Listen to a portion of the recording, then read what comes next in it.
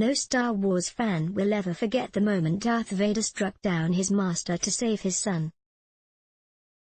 But it's time to re-examine Vader's final scene. Now that the truth of it has been revealed, the Force showed Vader exactly how his story would end.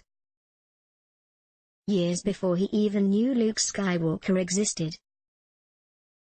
The most devoted fans know that the version of the Star Wars story that made to screen wasn't the only one cooked up by George Lucas. Just look at Vader's original story before he became Luke's father. But what made the original trilogy and formed the prequels, seemingly setting Anakin Skywalker's story in stone.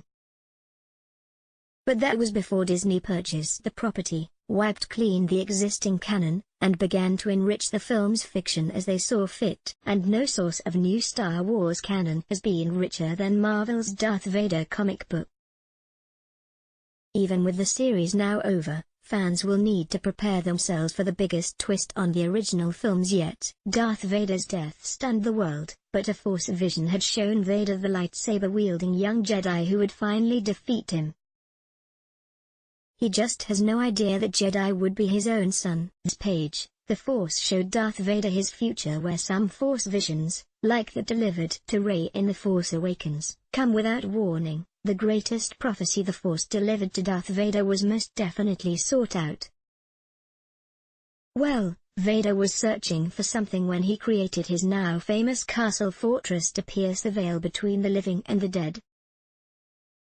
His overall mission was to enter the Force to resurrect Padme, but upon crossing that threshold, Vader, or should we say Anakin Skywalker, was tossed up against forces he can't possibly understand. The Force has much to show Anakin from the very beginning of his life, seemingly confirming that Emperor Palpatine was his further through the Force, but it continues to the end of his days, as well. Even if Anakin doesn't know that's what he's watching and reliving.